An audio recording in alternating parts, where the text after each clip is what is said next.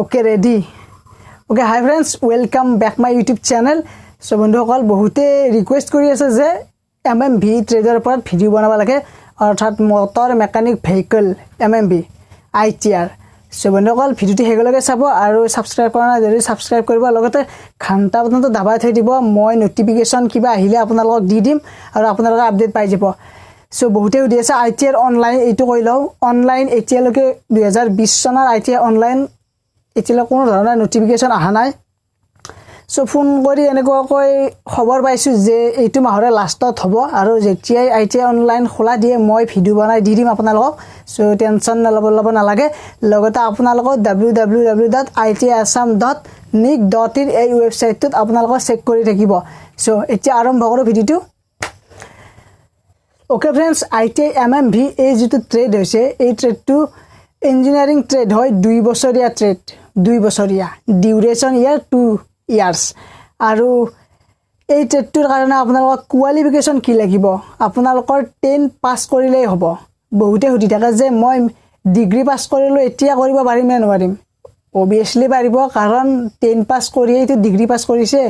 So লগতে আপোনালোক আৰু এটা কথা কওঁ এই যেটো ট্ৰেড আছে MMV ট্ৰেডটো ইয়াৰ যি ডেফিনেশন আছে হেতু কৈ লৈছো যে MMV ৰ কাম হৈছে মেইনটেইন কৰা ৰিপেয়াৰিং কৰা মানে যিমানবোৰ গাড়ী মটৰ অৰ্থাৎ ৰোড ভেহিকল যিমান আছে ট্ৰাক বাস যিমান ট্ৰাকৰ ইঞ্জিন বাছৰ ইঞ্জিন লগতে ইলেক্ট্ৰিকেলো কিছুমান সৰু সৰু ইলেক্ট্ৰিকেলো নলেজ দিয়ে এই MMV ট্ৰেডটোত. সো গোটেইখিনি ক'বলৈ গ'লে এই ট্ৰেডটো বহুত ভাল ট্ৰেড হয়.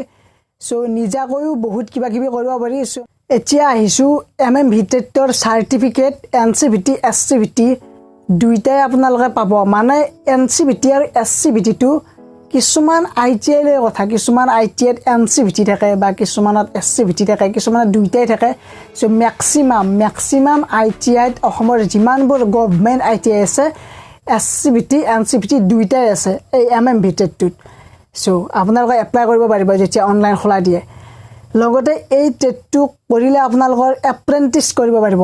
বহুতে ভাবে এপ্ৰেন্টিছ কি. সো এপ্ৰেন্টিছটো কোনো ধৰণৰ চাকৰি নহয়. এপ্ৰেন্টিছটো হৈছে ট্ৰেইনিং হয় এক প্ৰকাৰৰ. মানে এপ্ৰেন্টিছটো কৰিলে বেছিকৈ জানা হয় লগতে অপৰচুনিটি কিন্তু বহুত পায় আগলৈ চাকৰিৰ কাৰণে যদি MMV ট্ৰেডটো কৰি আপোনালোকে এপ্ৰেন্টিছ কৰিব পাৰিছে. এতিয়া আহিছো আপোনালোকে ক'ত জব পাব বা কি কৰিব পাৰিব এই MMV ট্ৰেডটো কৰাৰ পিছত আপোনালোকৰ এইখিনি মন দি শুনিবা দেই ভাইহঁত.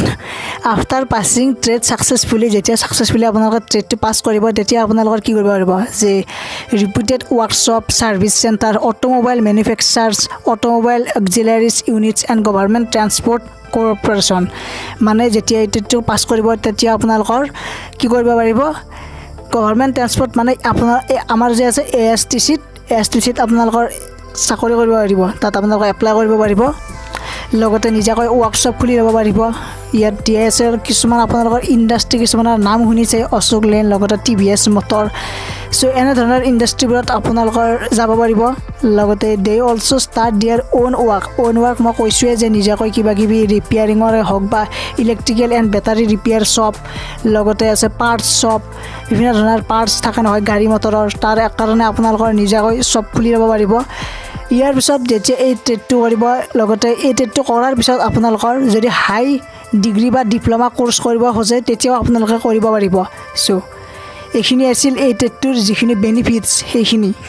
ইয়াত যে আছে সেল্ফ এমপ্লয়মেণ্ট অপশ্যন অৰ্থাৎ আপোনালোকৰ নিজাকৈ কেনেকুৱা ধৰণৰ অপশ্যন যেনে spare parts shops tyre tube repair shop battery repair shop auto electrician যিহেতু ইয়াত ইলেক্ট্ৰিচিয়ানৰো আপোনালোকৰ নলেজ দিয়ে সেইখিনি আপোনালোকৰ এই গোটেইখিনি আছে সেল্ফ এমপ্লয়মেণ্ট নিজাকৈ. আৰু এইখিনি অলপ আগতে মোক ইনষ্টাগ্ৰামত মেছেজ কৰি সুধিছিল যে এনেকুৱা এটা ট্ৰেডৰ বিষয়ে ক'ব কৈছে যিটো ট্ৰেড কৰিলে নিজাকৈও কিবা কিবি কৰিব পাৰি. ধৰি লওক নিজাকৈ ৱৰ্কশ্বপ খুলি ল'ব পাৰি বা নিজাকৈ ক'ৰবাত নহয় ক'ৰবাত প্ৰাইভেট ভাল জব কৰিব পাৰি.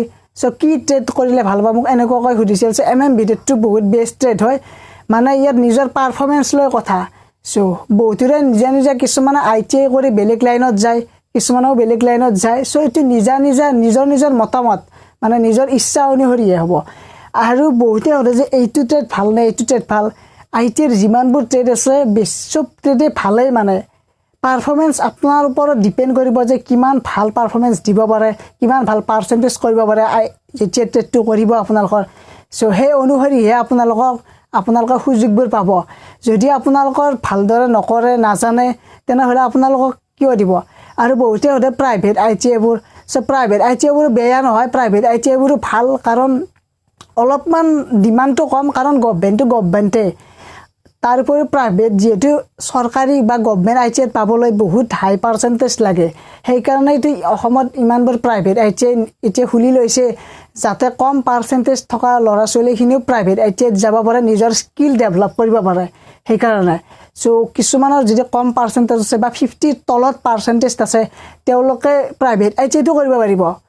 প্ৰাইভেট ITIত কৰিলেও বা গভমেণ্ট ITIত কৰিলেও যিখিনি শিকাব একেই শিকাব। অকণমান হয়তো চাৰ্টিফিকেটৰ ডিফাৰেঞ্চ থাকিব, কাৰণ গভমেণ্টে হ'ব, প্ৰাইভেটে হ'ব। চ' সেই ক্ষেত্ৰত অকণমান কম আৰু ডিমাণ্ড। সেইকাৰণে চ' যিহেতু সকলোৰ কাৰণে সম্ভৱ নহয় যে গভমেণ্ট ITIতে সকলোৱে কৰিব, কাৰণ সকলোৱে কৰিব বিচাৰে। আজিকালি তাতে অনলাইন হৈছে, সকলোৱে অসমৰ যিমানবোৰ আছে লাখ কেণ্ডিডেটে এপ্লাই কৰে। তাতে ITIৰ সংখ্যা কিমান কম অসমত। এখন ডিষ্ট্ৰিক্টত কলেজ কিমান কেইখন থাকে, কিন্তু ITI কেইখন থাকে? গভমেণ্ট ITI এখন থাকে মাত্ৰ। আমাৰ এই কামৰূপ জিলাত গুৱাহাটী ITIত মাত্ৰ এখন ITI, নলবাৰীত এখন ITI, বৰপেটাত এখন, এনেকুৱাকৈ এখন হৈ আছে। সেইকাৰণে আপোনালোকে যদি কৰিম বুলি ভাবিছে, তেনেহ'লে প্ৰাইভেট হওক গভমেণ্ট হওক, য'তে চিট পায় তাতে কৰি ল'ব। চ' বন্ধুসকল, ভিডিঅ'টো আছিল এইখিনিয়ে। যদি ভাল লাগিল প্লিজ লাইক কৰিব, কমেণ্ট কৰিব, লগতে ছাবস্ক্ৰাইব কৰি দিব আৰু শ্বেয়াৰ কৰি দিব, কাৰণ বহুতে এইবোৰৰ কথা নাজানে। বহুতে এক্সাইটেড হৈ থাকে যে মই এইটো কেনেকুৱা বা কি বা। ময়ো যেতিয়া ITI কৰা নাছিলোঁ, মোৰো তেনেকুৱা ফিলিংছ হৈ আছিল। সেইকাৰণে আপোনালোকৰ আগত কথাবোৰ শ্বেয়াৰ কৰি আছোঁ, যিখিনি জানো সেইখিনি দি আছোঁ আপোনালোকক। চ' আপোনালোকেও সঁহাৰি দি আছে মোক।